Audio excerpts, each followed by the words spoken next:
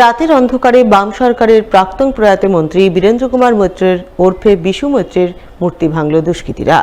ঘটনাকে ঘিরে জোর চাঞ্চল্য ছড়ালো মালদার হরিশ্চন্দ্রপুর এলাকায়। ঘটনার নিন্দায় সরব হলেন বিভিন্ন রাজনৈতিক দলের নেতৃত্ব।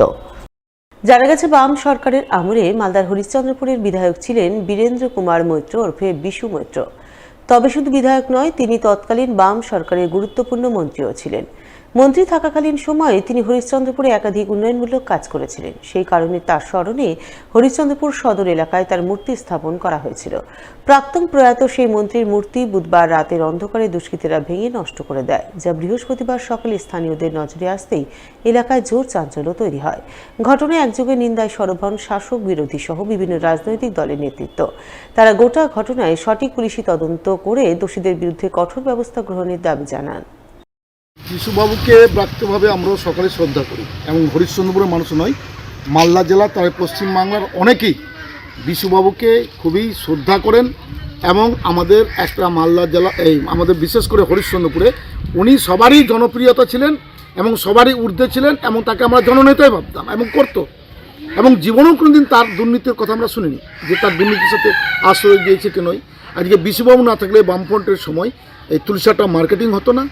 আর এই যে দেখছেন বন্যা ফ্লাডের সময় প্রথম কেউ ট্রেন না পেলে যে লোকটা ছুটে যেত এবং বিছানা নিয়ে পড়ে থাকতো ভাকুরিয়া সব সাইডে, তার নাম ছিল বিশুবাবু।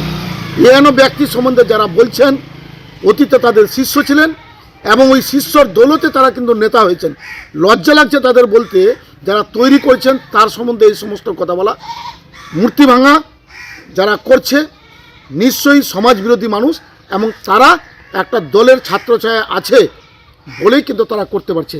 যদি ছত্রছায়া না থাকে এই সমস্ত মানুষ কখনোই তারা কিন্তু থাকতে পারবে না, তাদের জেলে ভাত হবে।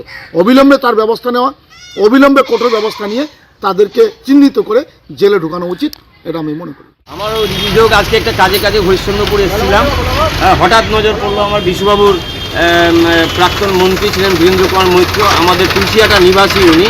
উনার অনেক অবদান রয়েছে। উনি মন্ত্রী থাকাকালীন হরিশ্চন্দ্রপুরে প্রচুর উন্নয়ন করেছেন। আমাদের তুলসিয়াটায় যে 120 বিঘার মার্কেট, আজকে উনার অবদান। হরিশ্চন্দ্রপুর ওখানে আজকে অনেক কিছু স্থাপন হয়েছে, জেসিআই গোডাউন হয়েছে, ফায়ার ব্রিগেড হয়েছে, এমনকি নানা কিছু হয়েছে। আমাদের মাননীয় মুখ্যমন্ত্রী এলে ওই গ্রাউন্ডেই আসেন, তার এই অবদান আমরা ভুলতে পারি না। কিন্তু আজকে হঠাৎ দেখে খুব দুঃখিত আমি লজ্জিত বোধ করছি যে আমাদের এই প্রাক্তন মন্ত্রীর এই হাল কে যে করলো আমরা বুঝতেই পারছি না। কারা যে এটা ভেঙে দিয়েছে, ভাঙার মতো মনে হচ্ছে এটা ভেঙে দিয়েছে। হ্যাঁ, নাহলে এত হেভি, এত হেভি একটা মূর্তি কি করে ভেঙে যায়? হাত দিয়ে তো ভাঙবে না, কিছু দিয়ে আঘাত পেয়ে এনেছে তারপরেই ভেঙেছে। আজকে আমাদের প্রাক্তন মন্ত্রী বীরেন্দ্রনাথ মৈত্র, যিনি মন্ত্রী ছিলেন, তার একটা মূর্তি হরিশ্চন্দ্রপুরে ভেঙে দেওয়া হয়েছে রাত্রের অন্ধকারে।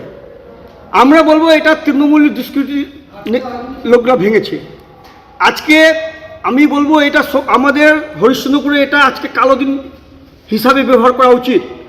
আজকে বীরেন্দ্র কুমার মৈত্রের হাত ধরে জেলা পরিষদের কর্মাধ্যক্ষ মর্জিনা খাতুন, আমাদের বর্তমান মন্ত্রী তাজামুল হোসেন, উনারই শিষ্য, উনার হাতের খড়িকাঠি নিয়ে উনি আজকে মন্ত্রিত্ব হয়েছেন।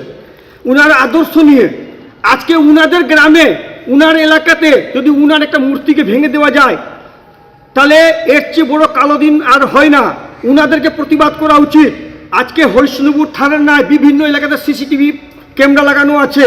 সেই ক্যামেরার ফুটেজ দেখে দোষীদের সাব্যস্ত করা হয়, ও সাব্যস্ত করে একদম তাদের নামে এফআইআর করা উচিত। আমি বলবো এখানে কোনো রাজনীতি না করে আমাদের বর্তমান যিনি মন্ত্রী আছেন তাকে অ্যাক্টিভ হয়ে এর এগেইনস্টে একটা ব্যবস্থা নেওয়া উচিত।